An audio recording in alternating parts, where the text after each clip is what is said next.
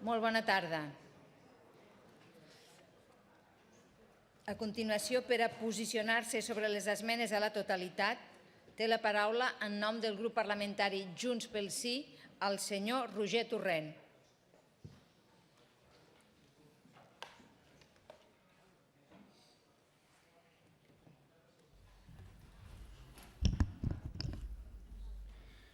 Gràcies, presidenta, consellers, consellera, diputats, diputades.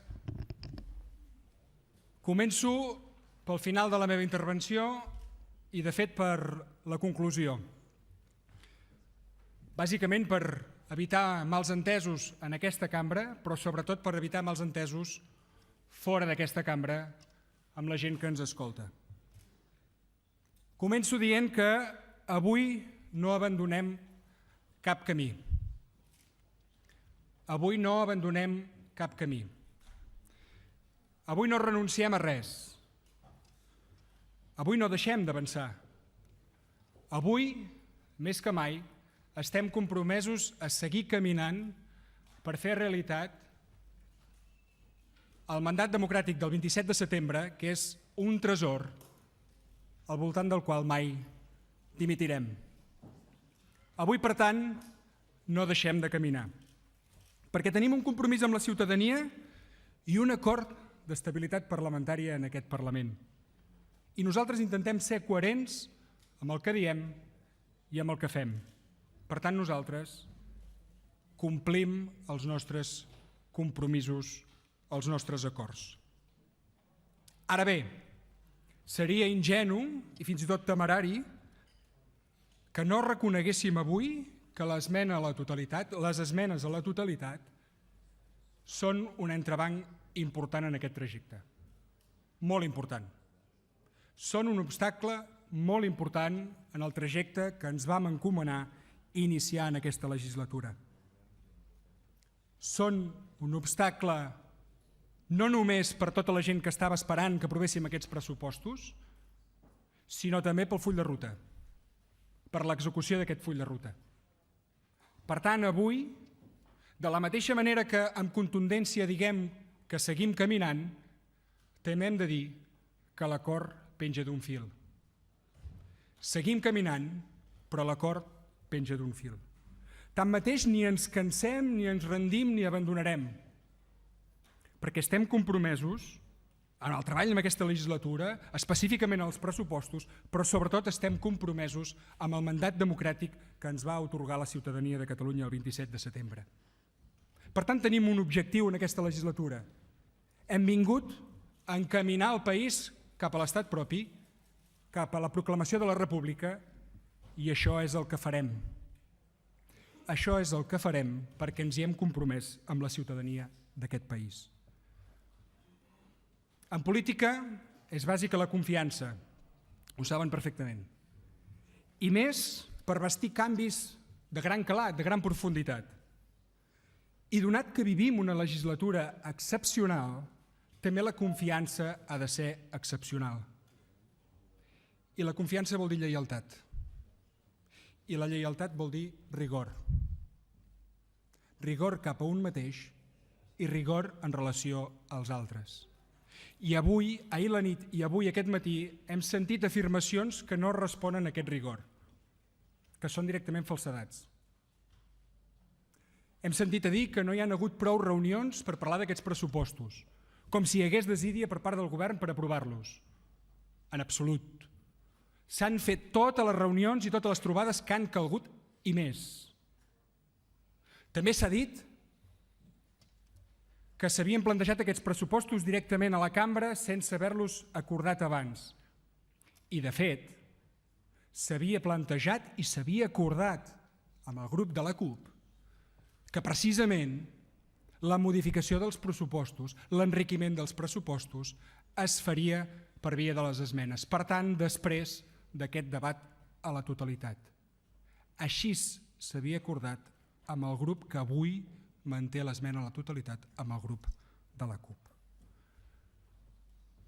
Per tant, hi ha manca de rigor, algunes falsedats que hem sentit entre ahir i avui, però que en tot cas són simplement de funcionament, simplement de metodologia, i l'important avui és que ens centrem en el contingut dels pressupostos. Nosaltres entenem els pressupostos no només com una eina de gestió quotidiana, una eina de gestió de l'administració de la Generalitat. També és això, però no només és això. Uns pressupostos, evidentment, són per fer política. Uns pressupostos, per tant, han de contribuir a canviar la realitat immediata amb la que s'insereixen, però també han de ser palanca de canvi. Han de tenir vocació de transformació. A vegades amb un recorregut limitat, a vegades, certament, amb un recorregut petit. Però, en tot cas, els pressupostos han de ser palanca de canvi i han de demostrar voluntat transformadora. I això és el que ha plantejat el govern en aquests pressupostos. I això és d'alguna manera el que li encomanàvem al grup de Junts pel Sí i el que ens encomanava a nosaltres als ciutadans de Catalunya. Per tant, aquests pressupostos s'han fet en un marc en el qual hi havia dues premisses bàsiques a l'inici. La primera, havien de ser uns pressupostos que oferissin eines per ajudar a la gent, especialment aquells més vulnerables. Però alhora també una eina per preparar aquest país cap al procés de transició cap a la república. Aquestes eren les dues premisses, els dos objectius amb els quals el govern i Junts pel Sí encaràvem l'elaboració d'aquests pressupostos. És a dir, fer front de manera urgent a les necessitats socials de bona part de la població, però alhora també seguir desplegant, seguir desenvolupant el full de ruta que ens hem marcat una clara majoria social i parlamentària d'aquest país. I és en relació a aquests objectius, a aquestes premisses inicials, que hauríem de fer la valoració d'aquests pressupostos, independentment d'altres consideracions, independentment d'altres debats, independentment d'altres qüestions. Si hem de valorar aquests pressupostos, si hem d'analitzar aquests pressupostos, hem de fer-ho amb aquestes premisses. I nosaltres ho fem així i intentem respondre o intentem que aquests pressupostos ens responguin bàsicament a tres preguntes. La primera, són uns pressupostos que milloren la dignitat de la gent que pateix del país? Segona pregunta, són uns pressupostos que contribueixen a enfortir les classes mitjanes d'aquest país?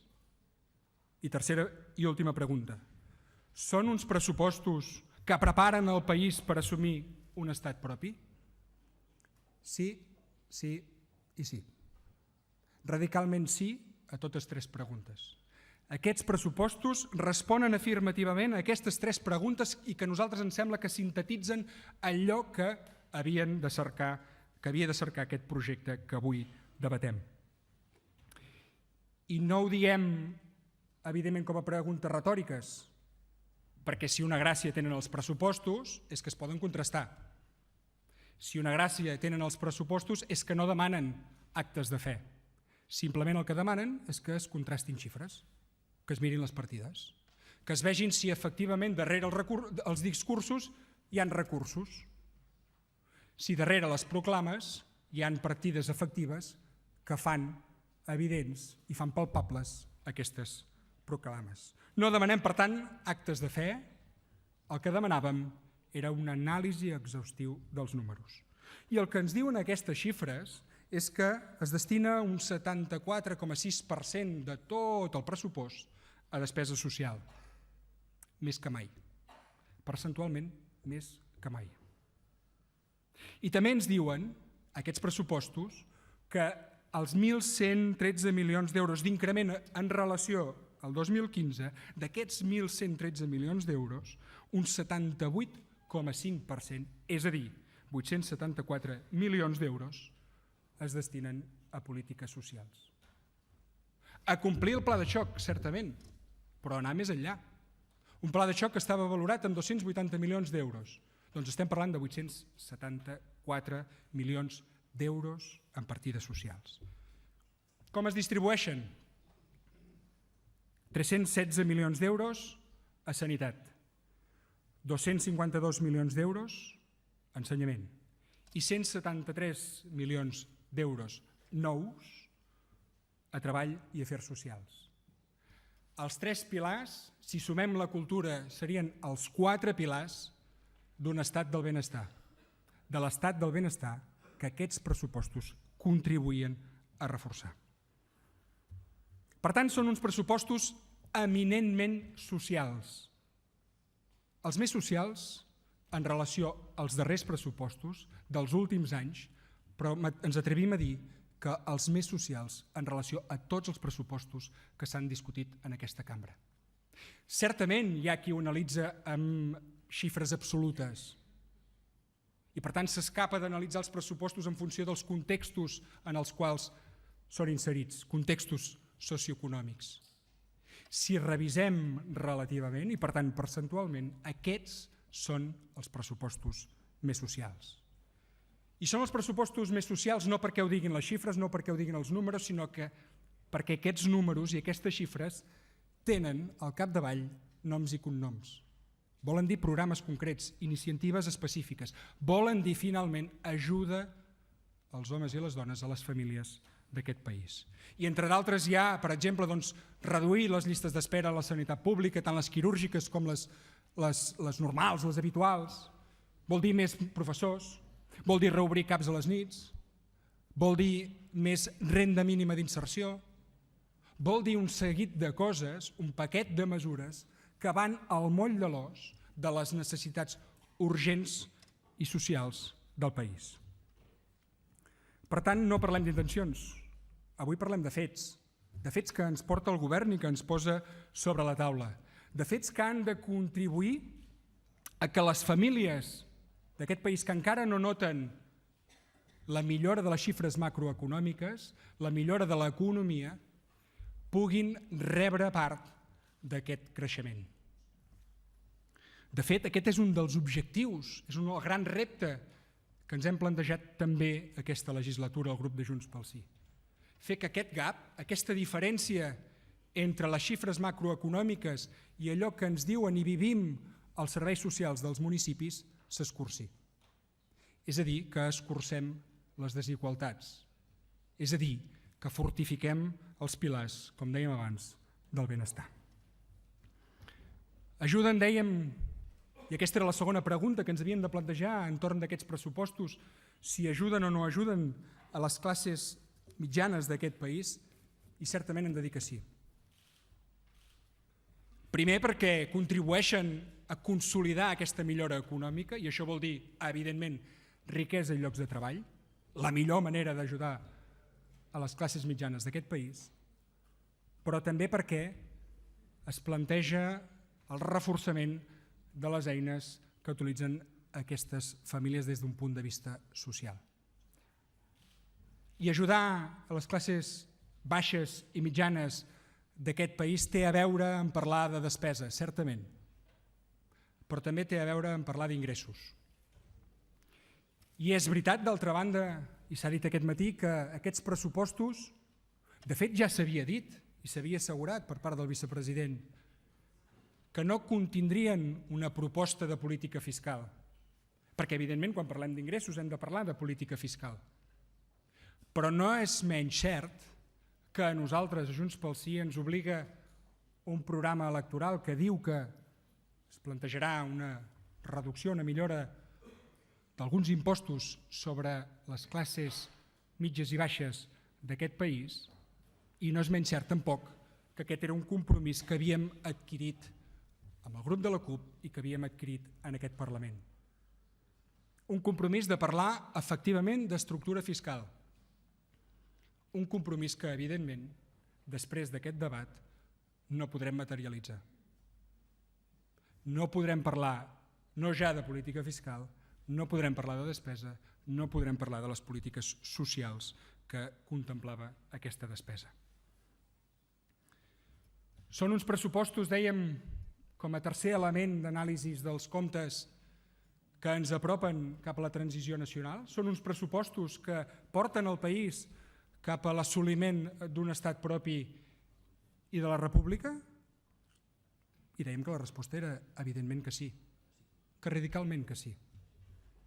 Perquè són uns pressupostos que, entre d'altres, per exemple, contemplen recursos per a l'Agència Tributària de Catalunya, imprescindible no només per recaptar tots els impostos que generen els ciutadans de Catalunya, sinó també per poder lluitar, per exemple, contra el frau fiscal. Per tant, qui vulgui lluitar contra el frau fiscal està cometent un acte d'incoherència oposant-se a que es pugui reforçar l'Agència Tributària de Catalunya. Segon element que reforça aquesta idea de que aquests pressupostos són uns pressupostos de transició nacional. S'enforteix la política exterior. Aquest matí s'ha menystingut i s'ha fet una mica de burla respecte a la política exterior.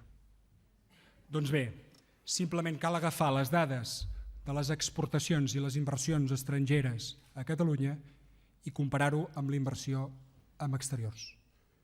I hom, sense voluntat i sense esbiaix polític, veurà que és barat en relació a allò que ens comporta tota la inversió que fem en política exterior. Doncs bé, la reforcem. Reforcem també la política exterior en aquests pressupostos. I reforcem també el procés constituent amb el qual ens hem compromesos. Complim el full de ruta, complim la declaració del 9-N. I nosaltres també en voldríem uns de pressupostos lliures de Montoro. Lliures de Montoro i lliures de qualsevol ministre d'Hisenda espanyol.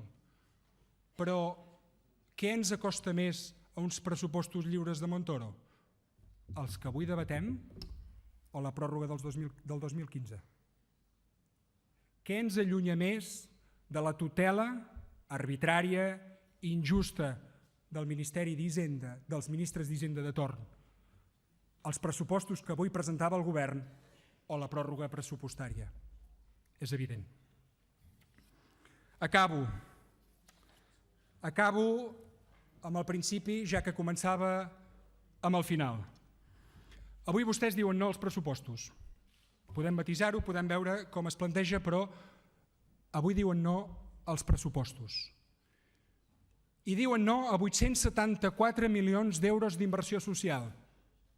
Tots aquests grups, i ara parlo especialment amb aquells amb qui compartim sensibilitat social, tots aquells grups com Catalunya Sí que es pot i el PSC, que ja riuen perquè suposo que intueixen el que diré, que després de les comissions dia sí dia també demanen pressupostos expansius, demanen inversió, demanen accions del govern, a partir d'avui, abans de fer-ho, pensin el que estaran votant avui. I pensin que efectivament estan evitant que puguem invertir 874 milions d'euros en polítiques socials. És la seva responsabilitat. Avui diuen que no als pressupostos. I ho diuen de la pitjor manera, avortant-los en el debat de la totalitat. I ara un missatge pels companys de la CUP. Ho fan vostès traint-se a vostès mateixos. Traint-se a vostès mateixos. S'han cansat de dir des d'aquest faristol que aquest Parlament no pot coartar cap debat democràtic. Doncs què fan avui? Què estan fent avui? Avui estan coartant el debat d'uns pressupostos amb els quals hi havia el compromís de treballar-los a fons a la via de les esmenes. Però això no podrà ser. Això no podrà ser perquè avui vostès estan limitant, no limitant, eliminant el debat parlamentari d'aquests pressupostos. Jo entenc que la responsabilitat pesa. La responsabilitat pesa i no és còmoda. I a vegades genera problemes. Però la responsabilitat... Acabo, presidenta, acabo. 20 segons, perdó. La responsabilitat política, com la sobirania, s'exerceix. I s'exerceix sense por. La responsabilitat s'exerceix sense por. I la seva responsabilitat serà explicar per què no recolzen uns pressupostos socials, els més socials i els més sobirans que haurà vist aquest Parlament. Moltes gràcies.